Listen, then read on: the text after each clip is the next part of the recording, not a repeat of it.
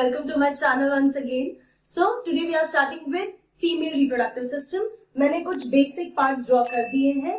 अभी जैसे ही मैं आपको उनके पूरे system के बारे में explain करूंगी, I will teach you which are the labeling, कौन सा part क्या है, वो सब मैं आपको उनके functions के साथ explain करने वाली हूँ.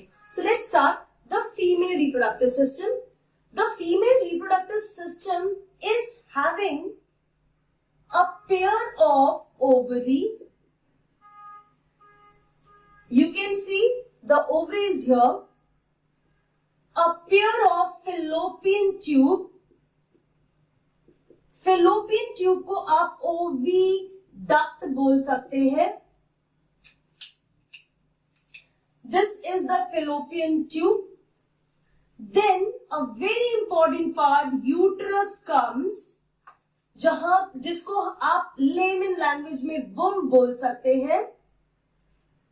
The uterus opens into a narrow cavity which is called cervix, and cervix open into vagina, and then comes the external genitalia of female.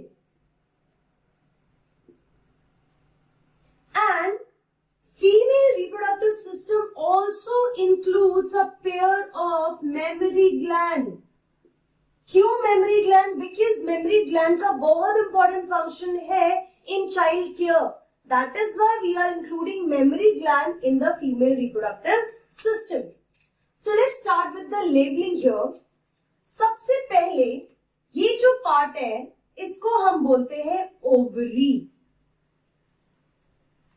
Then this tube-like part is the fallopian tube, जिसको आप oviduct बोल सकते हैं. Fallopian tube is having three parts. This broader portion is infundibulum. This portion is ampulla. जो broader portion है उसको ampulla कहते हैं. Then comes a narrow region which is called isthmus. So these are the three parts of infundibulum. So infundibulum is a broad portion which is having finger-like projections. Finger-like projections. ये finger like projections जो होते हैं इनको आप बोलते हैं fimbriae. And इसका function क्या है? It accepts the ovule from ovary.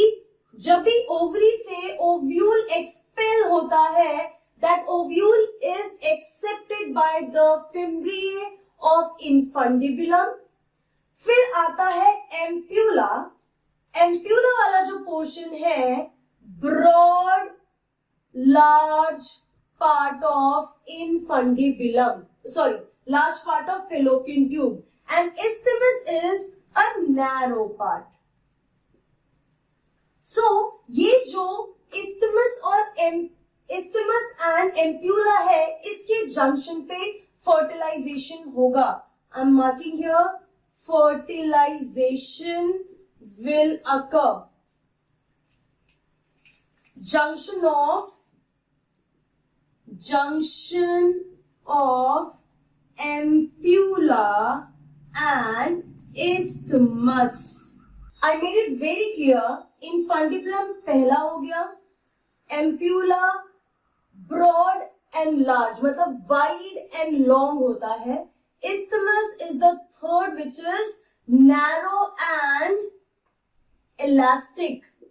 So ये जो movement हो रहा है ovule का, it is through the oviduct, and ये जो होगा it is because of peristaltic movement. Let me write here, peristaltic movement की वजह से जो ओव्यूल है that will reach into the fallopian tube. ये जो ओवरी है, ovary is connected with the ligaments of pelvic wall in uterus. Uterus और pelvic wall से ये जो ओवरी है लिगामेंट्स के थ्रू कनेक्टेड है. तो ओवरी के बारे में पूरा ब्रॉडर एस्पेक्ट में एकदम डिटेल में मैं आपको नेक्स्ट वीडियो में बताऊंगी. इसमें मैं आपको बाकी के पार्ट्स के बारे में बताने वाली हूं. Now the next part comes is uterus. जो यूट्रस होता है इट इज हैविंग 3 लेयर्स. तो यूट्रस की जो सबसे पहली लेयर आउटर लेयर होती है वो पेरिटोनियम होती है.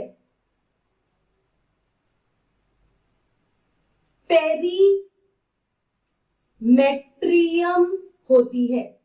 So this is the outer covering. Fine.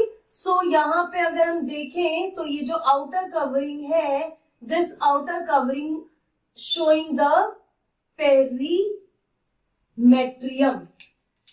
The second portion second layer is myometrium.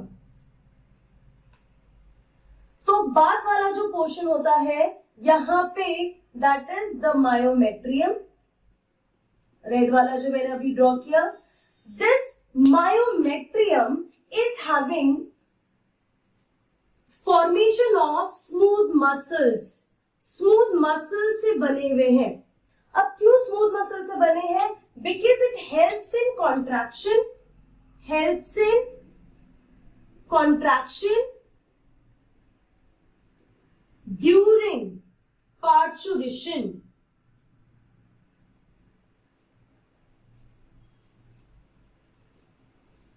And movement of sperms. sperms के मूवमेंट के लिए भी कॉन्ट्रैक्ट होगा. प्लस जब भी पार्चुरेशन होता है चाइल्ड बर्थ के टाइम पे जो लेबर पेन होता है वो इसके विग्रस कॉन्ट्रैक्शन की वजह से ही होता है. So this is the second layer. Then the third layer is endometrium. Endometrium जो है वो सबसे अंदर वाला पोर्शन है, सबसे थिक वाला पोर्शन है. This one is the innermost is endometrium. Endo मतलब ही होता है the layer which is totally inside the structure. सबसे अंदर की तरफ है. ये जो एंडोमेट्रियम होता है it is the thickest layer, very elastic, बहुत इलास्टिक होता है and it goes in monthly changes. ठीक है, हर मंथ इसमें चेंजेस आते, कभी थिक कभी थिन हो जाता है. So during menstrual flow menstruation के टाइम पे ये बॉडी से स्लग ऑफ हो जाता है तो थिन हो जाएगा. And before menstrual cycle, it becomes thick due to the presence of progesterone hormone. So, जो endometrium है उसे हम inner glandular layer भी बोल सकते हैं. Inner glandular layer सबसे innermost and glandular layer है. So, there are 3 layer. तो ये जो यूट्रस है, यूट्रस कैसा है? अगर मैं इसको एक्सप्लेन करूं तो uterus is inverted pair like structure. ये इन्वर्टेड पेयर लाइक स्ट्रक्चर है और यूट्रस भी अपनी पोजीशन पे प्रेजेंट होता है due to these ligaments which are connected with the pelvic region. So uterus is having 3 layer. Outermost is perimetrium.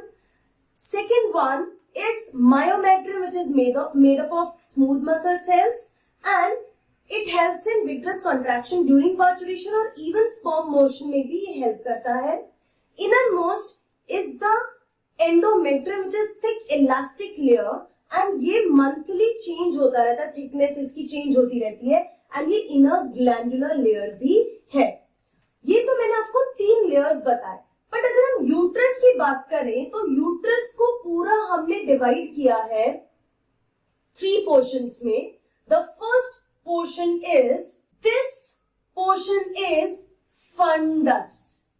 Funds is dome shaped. Fine. This part is body. Body जहां पे implantation होगा and menstrual flow होता है। ये सबसे broad part होगा। Remember this, again I am telling you, fundus dome shape, thick walls होंगी इसकी, और ये ऊपर की तरफ प्रेजेंट होता है। साइड वाइज बॉडी जो सबसे ब्रॉडर यूट्रस का पार्ट होता है वो ये मेंस्ट्रुअल फ्लो, फिर इम्प्लांटेशन, इन सब में इसका मेजर रोल है। देन एक नैरो कैविटी आती है, this narrow cavity is cervix. Cervix is the narrow part which connects it with the vagina. Fine. ये जो cervix है ये vagina से connected है. So this portion is vagina. Vagina जो होता है उसके edge पे, membrane पे इस तरीके से एक membrane present होता है जिसको hymen बोला जाता है। ऐसा कहते हैं कि जो हाइमेन होता है वो वर्जिन फीमेल्स के अंदर इंटैक्ट होता है and during the first intercourse this hymen layer will break down. But ये अब ऐसा नहीं है बिकॉज आजकल फीमेल इतना विग्रस एक्सरसाइज करते हैं, साइकिलिंग करते हैं, स्पोर्ट्स खेलते हैं, बहुत सारी एक्टिविटीज, फिजिकल एक्टिविटीज करते हैं, तो उसकी वजह से भी हाइमेन जो है वो ब्रेक डाउन हो जाता है even before the sexual intercourse. So it is not a symbol of virginity anymore. This helps, it is not helping in any way. In short, it will break down even before the sexual intercourse. So these are the parts which you have to remember. So if I talk about vagina, so vagina जो है it is the outermost part of female reproductive system before the external genitalia. ये passage होता है for parturition, delivery के time पे, और menstrual flow के लिए भी this is a passage. Second thing कि इसके पास covered with, partially covered with, ये partially होगा, partially covered with hymen membrane. Hymen is a membrane. Plus जो cervix होता है, cervix और cervical canal plus vagina, इसको हम बोलते हैं birth canal. This is the birth canal. Fine. So ये जो कैविटी है सर्विक्स की और ये वजाइना, ये पूरे को हम बर्थ कैनल बोलते हैं। So what we have read till now that female reproductive system में ये सारे पार्ट्स होते हैं। मैंने अभी आपको ब्रीफ किया fallopian tube, uterus, vagina, cervix के बारे में। जो यूट्रस होता है उसमें कितने लेयर्स होते हैं और इवन जो यूट्रस होता है उसके कितने डिफरेंट पार्ट्स होते हैं।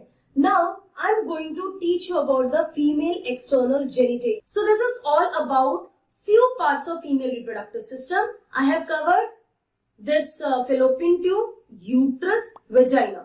Now in next video we will talk in detail about the ovary, and then later on I will teach you about the external female genitalia. Till then keep learning and be safe.